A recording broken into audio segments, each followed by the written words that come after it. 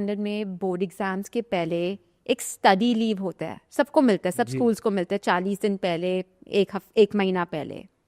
अगर कोई बच्चा 80% मार्क्स लाता है, 90% मार्क्स लाता है और वो बोलता है teacher I will do the homework at home, I will study at home, उसको वो लिबर्टी मिल जाती है क्योंकि एक ट्रस्ट इस्टेब्लिश है कि ये बच्चे ने through out the year perform किया है, सीखा है। I can trust this child कि वो ये सीखेगा, घर पे मेहनत करेगा। पर अगर कोई 32%, 35% लेके पास होता है, फेल होता है, उसको वो सेम लिबर्टी मिलेगी घर पे बैठ के पढ़ने के लिए? शायद नहीं। ये हमारे साथ भी होता है कि कई बच्चे को स्कूल आना था प्रोजेक्ट्स कंप्लीट करने के लिए, असाइनमेंट्स कंप्लीट करने के लिए, और कई बच्चे घर पे बैठ के कंप्लीट कर सकते थे। तो based on your soul frequency, आपने क्या क्या सीखा है, आपने कितना कर्म काटा है, based on that you get the liberty कि आप चूज कर सकते हो to stay in the spiritual realm, because that is the state of bliss. कोई मोह माया नहीं है, कोई पेन नहीं है, कोई सफरिंग नहीं है।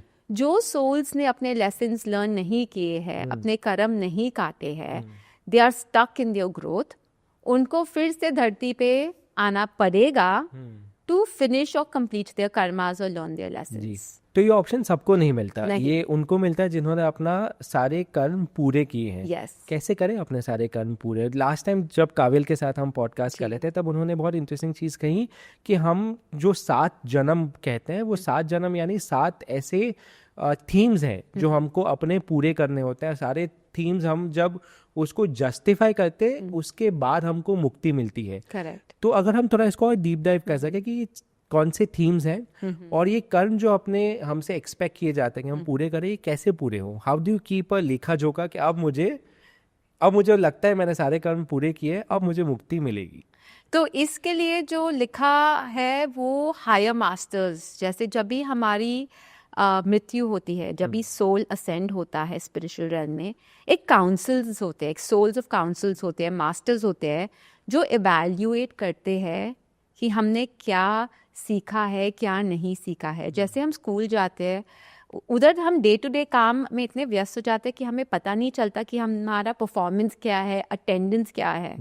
पर एक है प्रिंसिपल, स्कूल टीचर जो सब रिकॉर्ड्स संभालते हैं हमारे, कि हमने कितने दिन स्किप किया है, कितना परफॉर्मेंस को रहा है, हमने कितनी बार होमवर्क किया है, कितनी बार नहीं किया है, etcetera.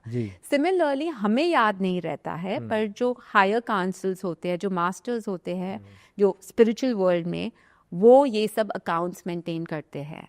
Number 1। Number 2 is 7 realms होते हैं, बट देयर आर 44 कार्मिक लेसन्स। अभी कार्मिक लेसन्स क्या होते हैं? दे आर वर्च्यूज कि, और हर एक कार्मिक लेसन का अलग फ्रीक्वेंसी है। Every soul has to master these karmic lessons before they reach enlightenment.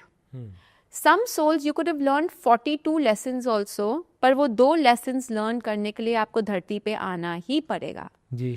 और वो लेसन्स क्या है? Forgiveness, gratitude, letting go, trusting yourself, communication, self expression, creativity, discernment हो गया, काइंडनेस हो गया, कंपैशन हो गया। These are all different kind of karmic lessons. Balance, embodying your wisdom. लोग बहुत नॉलेज इकट्ठा करते हैं, बहुत ज्ञानी होते हैं, बहुत विजडम कलेक्ट करते हैं, बहुत मैच्योरिटी कलेक्ट करते हैं, पर उसको एम्बॉडी करना भी अपने आप में एक लेसन ही है ना।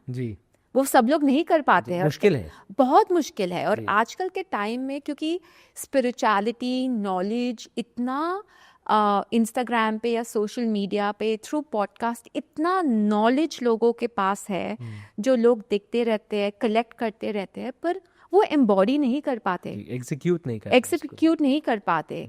तो जब तक हम ये सब 44 लेसन्स एम्बॉडी नहीं कर पाते, हमें वो मुक्ति, मोक्ष, एनलाइटनमेंट नहीं मिलेगा।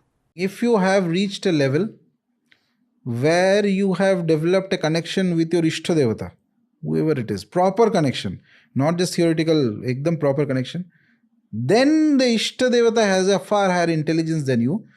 He or she will guide you through those times which no astrologer can guide ever. That is a way of, so it is not that the karmas are vanishing. The karmic momentum, that thing is coming towards you, but the Ishtadevata knows how to bypass this. It's like you have surrendered to that Devata. They will take care.